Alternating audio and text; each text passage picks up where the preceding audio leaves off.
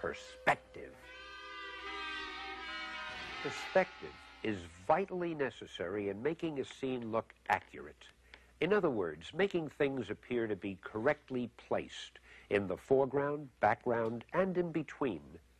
It's not an easy subject, but you've got to master it in order to draw comics. We'll make it as simple and clear as possible. Before we can even begin to understand perspective, we must first learn the basic concept of a horizon line.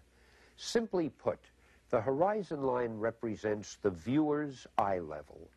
That's the spot in the picture where your own eye would be if you were there observing the scene. Now, this cube provides a simple example. Notice that the two sidelines on top seem to be coming together, the way train tracks appear to come together as they recede farther into the distance. Okay, then, let's continue drawing those two lines until they meet. The point at which they meet is the natural horizon line. That's our own eye level. And since the lines converge on only one single point, it's called, naturally enough, one-point perspective. That seems pretty simple. Even I understand it. Now let's watch John turn the cube like this. If we follow the new converging lines to their ultimate meeting place, we get a two-point perspective with a horizon line slightly above the scene. This is what our two-point perspective cube would look like, with a horizon line exactly at eye level. And here's how it appears with a horizon line below the cube. Of course, you'll seldom use one simple cube for your perspective. So let's see how these principles apply to the kind of scenes you might be drawing.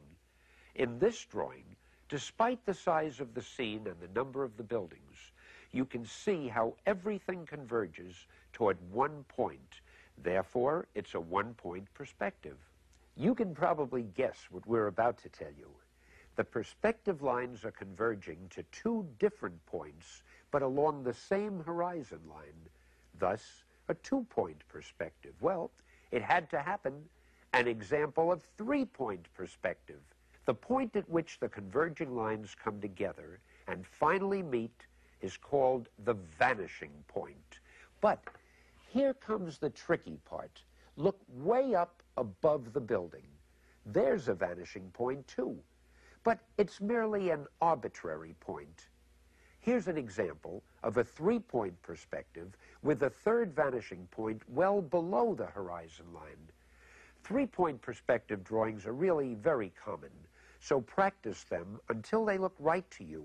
And remember, even when the third vanishing point is at an arbitrary spot, all of the perspective lines which do not fall on the horizon line must fall at the same arbitrary point, or else the perspective will be all wrong. For example, let's say you want to draw the inside of a room. Sounds simple, huh? But what about the furniture? It's got to look natural, like it belongs, not like it's just floating. That's what perspective is all about.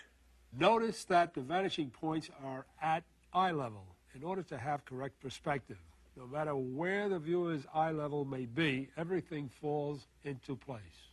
You might want to put the tape on pause and see if you can copy this next example. Notice the way the chair is angled differently than the other pieces of furniture in the room. It gives us a third, a fourth vanishing point on the same horizon line. Now, try not to get impatient. I know it seems complicated, but it'll all make sense as we go on, we hope. Learning perspective also means knowing how to tilt or turn objects without making them look distorted. And here's how it's done. We all know that a perfect circle will fit perfectly within a perfect square. But if we change the position of the square, the circle must also change. It becomes an oval. However, because it's in perspective, it still looks natural. If we draw a cube, which is nothing more than two squares in perspective, side by side, then draw two ovals within the squares and connect the ovals, we end up with a wheel drawn in perfect perspective. We thought you'd enjoy these particular shots because they show, in typical Marvel scenes, how we put the figures themselves into proper perspective. Now, notice where the eye level is in each panel, as well as the location of the various vanishing points.